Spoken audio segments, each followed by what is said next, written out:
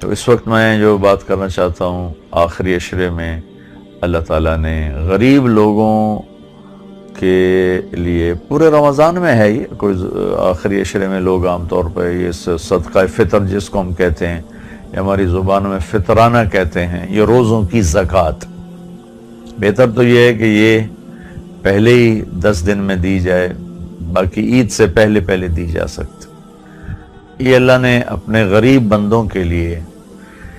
ان کے گھر میں خوشی پہنچانے کے لیے، ان کی عید کو اچھا، ان کے روزوں کو اچھا گزروانے کے لیے ہر مسلمان مالدار پر روزے کا صدقہ اگر یہ دے دیا جائے تو حکم پورا ہو جاتا۔ لیکن میں آپ کو اللہ کے نبی کی سنت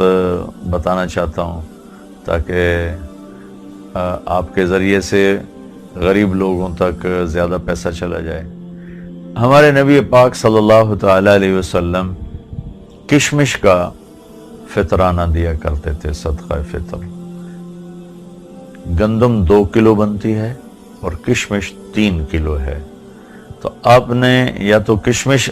اس زمانے میں پیسے تو دیتے نہیں تھے، چیز دیتے تھے، یا آپ کھجور دیا کرتے تھے یا آپ کشمش دیا کرتے تھے، اور اس کا حساب لگا کر گھر کے جتنے افراد ہیں اس میں زکوٰۃ تو بالغ پر ہوتی ہے، صدقہ پھر چھوٹے بچہ کا بھی ہوتا ہے، جو 1 دن پہلے پیدا ہوا ہے اس کا بھی ہوتا ہے۔ تو میری گزارش یہ ہے تمام سننے والوں سے جو اس کی ہمت رکھتے ہیں اور اللہ نے ان کو کشادہ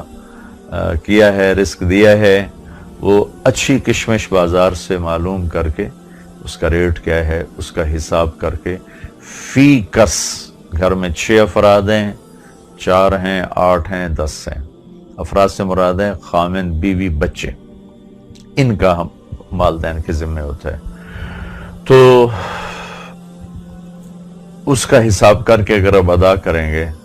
تو اللہ تعالیٰ کے ہاں بہت پسندیدہ ہے اور آپ کا روزہ قبول ہے۔ ورنہ حدیث میں آتا ہے روزے ایسے وہ رک جاتے ہیں، آسمان پر نہیں جاتے۔ اللہ تعالیٰ کو غریبوں کی ہمدردی، غریبوں کی دلداری اتنی پسند ہے کہ اگر ہم یہ ادا نہیں کرتے تو ہمارے روزے بھی اوپر نہیں جاتے۔ حالانکہ آج کل ہم گرمی کے روزے رکھ رہے ہیں، 16 گھنٹے کا روزہ رکھ رہے ہیں، اگر ہم نے یہ اللہ کے بندوں تک ان کا حصہ نہ پہنچایا تو ہمارے روزے اوپر ہی نہیں جائیں گے۔ کہ کسی غریب کے دل کو خوش کرنا کتنا قیمتی ہے